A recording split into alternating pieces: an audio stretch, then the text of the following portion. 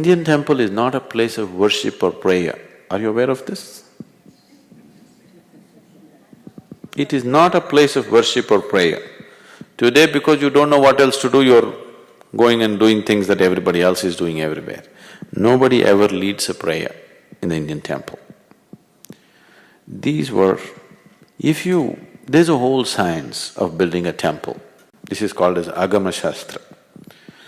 If the shape and size of the idol, the mudras that the idol will hold, the mantras that you use to consecrate this, the size and shape of the sanctum sanctorium, the outer parikrama, all these things, there are five basic ingredients. If these five things are properly matched, it will become a very powerful field of energy. So the tradition tells you, every day in the morning before you go to work or anywhere else, first thing is you have a shower, go sit in the temple for some time and then go out into the world. It is like a public battery charging place.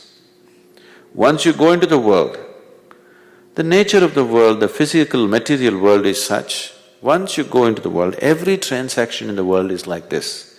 My profit is your loss is my profit. If you are not in a certain way, there is a possibility of friction in every single transaction in your life. Isn't it so?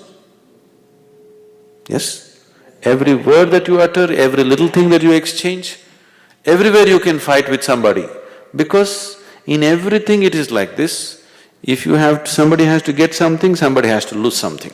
This is the nature of the material existence. When it is so, unless you are in a certain way within yourself, unless you found something valuable within yourself, at every point you will fight. See, people are driving on the streets, they're all on the edge, smallest thing, they're willing to pounce upon each other. Isn't it so? You don't own the road, just if you go into his lane or he comes into your lane, something happens. I've seen people completely freaking out and do you see this? Because every transaction is a friction if you are not in a certain way within yourself. So every day you go there, charge your batteries and go out so that you sail smoothly through the day and come back. It is also said in the tradition, once you're in the spiritual path, you need not go to the temple. Are you aware of this? Once you're in the spiritual path, you need not go to the temple, because now you have self-charging methods.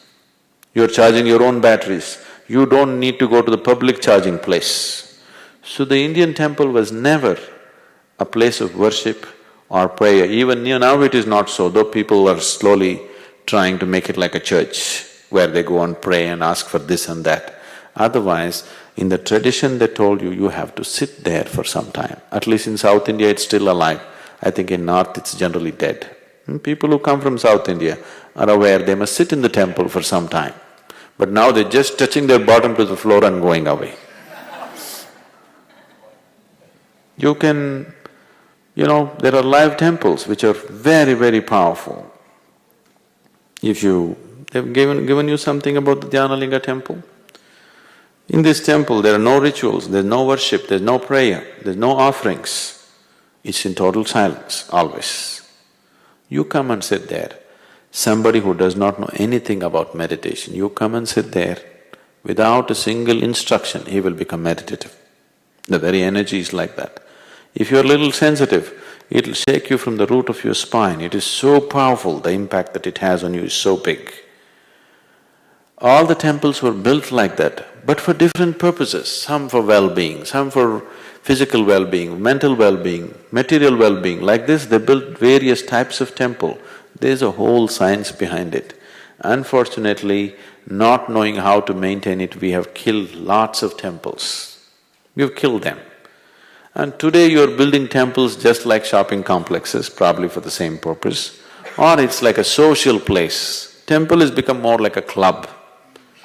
It's okay in United States, you want to meet your own community in a certain atmosphere, so you create a certain thing. But the temple in its original form is a very powerful energy center. It is like a big induction for people to get inducted into a completely different dimension of life. Oh, that should not go. That should be there in the world, it's very, very important. But the science of it has been generally lost. It is just being done ritualistically, not knowing the intricacies of what it involves. For more on Sadhguru, visit www.ishafoundation.org.